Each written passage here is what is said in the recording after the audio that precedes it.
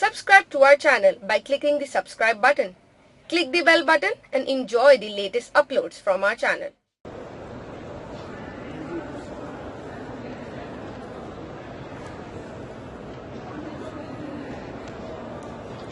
علماء سے سنا ہے کہ جو بھی مکہ جائے گا بغیر احرام کے نہیں جا سکتا. یہ جو آپ نے سنا ہے یہ غلط ہے. نبی علیہ السلام مکہ فتح کرنے کے لیے گئے بغیر احرام کے گئے. اور جو آج احادیث میں نے آپ کے سامنے رکھی ہیں بخاری کی، ان میں بھی اللہ کے رسول کیا فرماتے ہیں کہ یہ میقات مدینہ والوں کے لیے ہے، یہ میقات شام والوں کے لیے ہے، یہ میقات نجد والوں کے لیے ہے، یہ میقات یمن والوں کے لیے ہے. فرمایا ہن لہن وَلِمَنْ أَتَى عَلَيْهِنَّ مِنْ غَيْرِ أَهْلِهِنَّ مِمَّنْ أَرَادَ الْحَجَّ وَالْعُمْرَةَ. یہاں پہ اس آدمی کو حج عمرے کی نیت کرنا ہوگی، احرام باندھنا ہوگا جو حج عمرے کی نیت سے جائے. اس کا مطلب ہے جو حج عمرے کی نیت کے بغیر جائے اس پہ احرام باندھنا ضروری اور واجب نہیں ہے. اگر کوئی مکہ اپنے والدین سے ملنے جا رہا ہے، کاروبار کے لیے جا رہا ہے، ملازمت کے لیے جا رہا ہے، وہ عمرہ نہیں کرنا چاہتا تو اس پہ احرام باندھنا واجب نہیں ہے. نبی علیہ الصلوۃ والسلام کے روضہ اقدس پہ آپ سے شفاعت کی درخواست کرنا جائز ہے یا نہیں؟ اور میرے بھائی اچھی بڑی مجلس لگی ہوئی تھی، کیسا سوال کر دیا آپ نے. آدھے بھائی مجھ سے ویسے ناراض ہو جائیں گے. یہ سوال کا جواب دیا تو آدھے بھائی مجھ سے کیا ہو جائیں گے؟ تو پھر جواب دوں کہ رہنے دوں؟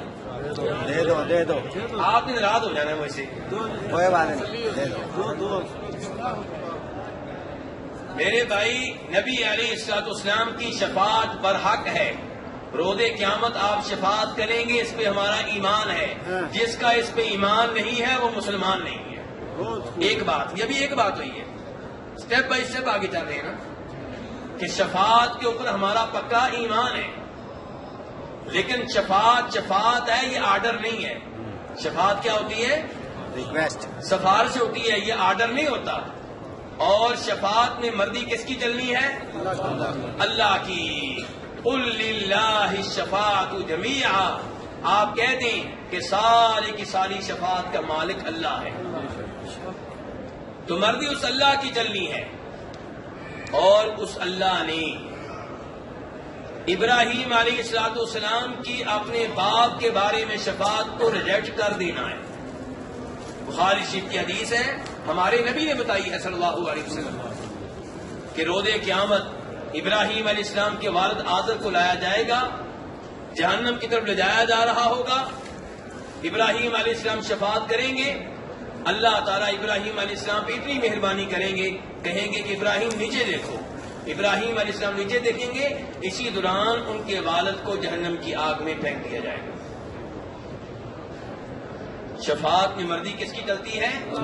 اللہ کی چلتی ہے.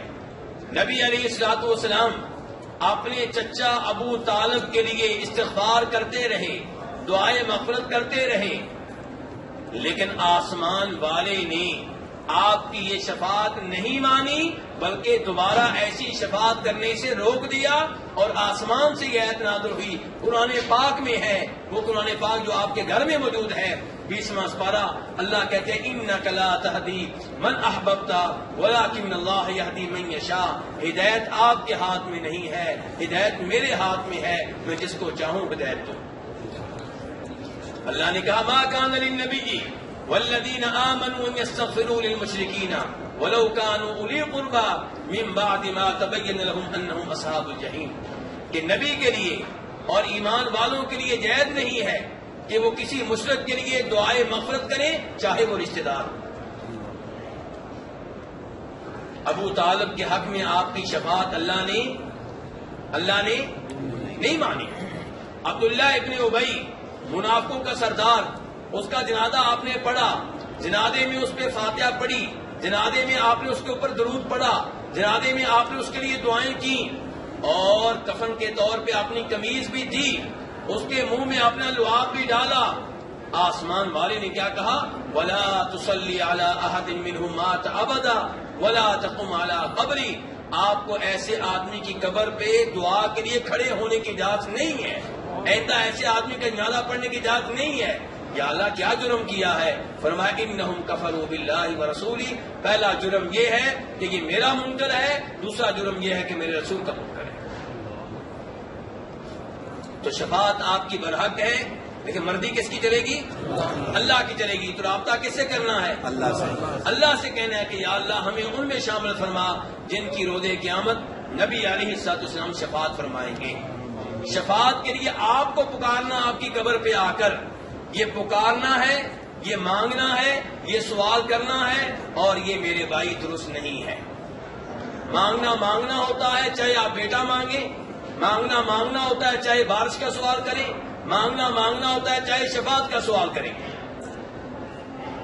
نبی علیہ الصلوۃ والسلام کے بارے میں ایک صحیح حدیث ہے، جناب عائشہ روایت کرتی ہیں، بخاری شریف کا حوالہ ہے کہ جناب عائشہ کہتی ہیں میرے سر میں درد تھا۔ میرے بھائی حدیث دھیان سے سنیے گا۔ جناب عائشہ کیا کہتی؟ میرے سر میں کیا تھا؟ درد تھا۔ میرے سر میں درد تھا اور میں نے نبی علیہ السلام سے گزارش کی، ہائے میرا سر۔ تو آپ نے کہا عائشہ ذاکی لو کان وانا حی فاستغفر لک وادعو لک۔ عائشہ اگر تمہیں کچھ ہو گیا، عائشہ اگر تمہیں کچھ ہو گیا اور میں ہوا زندہ، کیا شرط لگا رہے ہیں آپ؟ بولیے کیا شرط لگا رہے ہیں؟ میں کیا ہوا؟ عائشہ اگر تمہیں کچھ ہو گئی کہ اگر تم فوت ہو گئی اور میں ہوا زندہ، تب میں تمہارے لیے دعائیں کروں گا، تمہارے لیے استغفار کروں گا۔ اس سے کیا پتا چلا کہ فوت ہونے کے بعد آپ جناب عائشہ کے لیے بھی دعائیں نہیں کر سکیں گے، استغفار نہیں کر سکیں گے۔ تو آج آپ کی قبر کے پاس کھڑے ہو کے آپ کو پکارنا استغفار کے نام پہ، بارش کے نام پہ، رزق کے نام پہ، بیٹے کے نام پہ، یہ درست نہیں ہے، جائز نہیں ہے۔ آپ کی قبر کے پاس آ کر ادب و احترام سے آپ کے لیے دعا کی جائے، اللہ تعالیٰ سے آپ پہ درود پڑھا جائے۔ یہ درود کیا ہے؟ یہ اللہ سے آپ کے لیے دعا ہے۔ آپ پہ سلام پڑھا جائے، یہ سلام کیا ہے؟ یہ آپ کے لیے اللہ تعالیٰ سے دعا ہے۔ تو یہ میرے بھائی کام کرنا ہے۔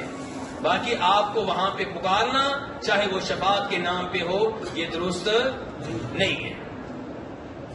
اللہ رب العزت سے دعا ہے کہ وہ ہمیں قرآن و حدیث سمجھنے کی اور اس پہ عمل پیرا ہونے کی توفیق عنایت فرمائے۔ یا اللہ جتنے مسلمان مریض ہیں سب کو شفا عنایت فرما۔ یا اللہ جو مسلمان مریض ہیں سب کو شفا عنایت فرما۔ یا اللہ جو قبروں میں جا چکی ہیں ان پہ اپنی رحمتیں نازل فرما۔ یا اللہ ان کی قبریں کشادہ فرما۔ یا اللہ ان کی قبریں منور فرما۔ یا اللہ ان کے گناہ معاف فرما۔ یا اللہ انہیں عذاب قبر، عذاب جہنم